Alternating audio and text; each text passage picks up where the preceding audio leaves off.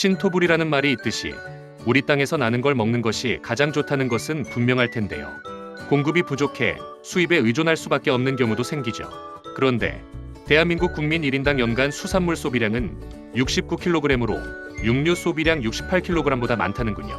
매 끼니마다 생선을 먹는 건 아니지만 미역이나 김 같은 해조류를 포함할 경우 세계 1위라는데요. 다양한 재료를 다양한 방식으로 조리해 먹는 우리 식문화 영향이라고 봐야 할 것 같습니다. 그런데 이런 우리의 식습관 때문에 한국인에게 고마워하는 세계 각국의 어부들이 있다고 해서 화제인데요. 어떤 내용인지 알아봤습니다. 먼저 첫 번째, 골뱅이. 섬나라인 영국 웨일스 지역 해변 어부들은 지난 20년 동안 다른 어업은 정리한 채 매년 1만 톤의 골뱅이를 잡고 있답니다. 브리스톨 해협으로 불리는 이곳에서 잡히는 골뱅이는 유럽인들은 먹지 않는데요. 잡힌 골뱅이들은 대부분 아시아로 수출합니다.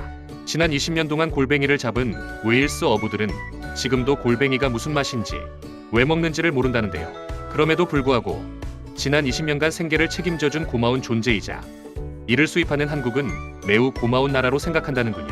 영국 BBC는 2019년 영국 웨일스에서 잡힌 골뱅이는 왜 한국에서 인기가 있나? 라는 프로그램을 내보냈는데요.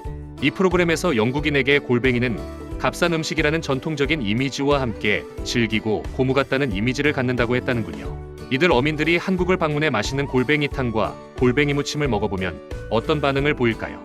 이렇듯 식재료로 생각하지 않는 영국인들이지만 연간 5,000톤가량이 수입돼 국내 골뱅이 통조림 원료의 90%를 충당하고 있으니 생업을 위해 조업하는 이들 덕분에 우리는 오늘도 맛있는 골뱅이를 마음껏 즐길 수 있으니 재미있군요. 두 번째는 오징어.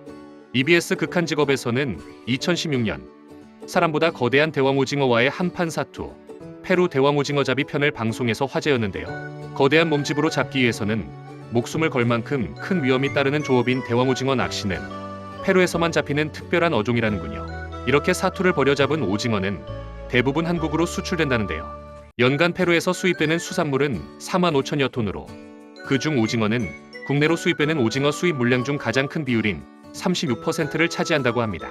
우리나라는 1990년대 연간 약 20만 톤 잡히던 오징어가 2017년 이후 10만 톤 밑으로 어획량이 감소하면서 페루 대왕오징어가 그 부족분을 메우고 있다는 건데요.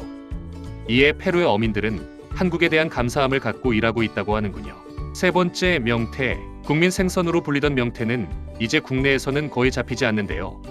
수온 변화에 따라 어장이 북쪽으로 올라가면서 러시아의 수출 효자 품목이 되었다는군요. 2000년대 들어서는 국내에서 아예 자취를 감춘 명태는 러시아 사람들은 먹지 않는 생선이기도 한데요. 지난해 러시아산 명태 수입액은 약 3억 달러에 육박해 수입량의 78.5%에 달했는데요. 러시아 어민들에게는 상대적으로 쉽게 잡을 수 있으면서 돈이 되는 효자 품목이 되면서 땡큐 코리아를 외치고 있다고 합니다. 마지막으로 네 번째, 고등어. 고등어는 노르웨이가 세계 최대의 고등어 생산국가이자 수출국이지만 우리나라에서도 부산을 중심으로 남해 전역에서 잡히는 국민 생선이기도 하죠. 그런데 최근 국내 고등어의 어획량이 감소하면서 한국이 노르웨이 고등어 수출의 가장 중요한 시장 중 하나가 되었다는데요. 우리나라는 매년 노르웨이산 고등어 약 4만 톤을 수입한다고 합니다. 노르웨이 고등어는 바다의 호랑이라고 불릴 만큼 선명한 무늬를 지니고 육즙이 풍부해 높은 인기를 끌고 있습니다. 상황이 이렇다 보니 노르웨이 수산물위원회가 한국을 찾아 고등어 세일지에 나설 정도로 많은 신경을 쓰고 있다는군요. 오늘은 우리가 좋아하는 수산물 중 수입에 의존하게 되면서 수출국의 어부들이 한국을 사랑하게 된 내용을 알려드렸는데요. 사실 우리나라 자체적으로 충분한 공급이 있었지만 환경 변화로 인해 이제는 수입할 수밖에 없다는 점을 생각하면 지구온난화 등 환경에 대한 대책 수립과 실천을 한 번쯤 생각해봐야 할 것 같습니다.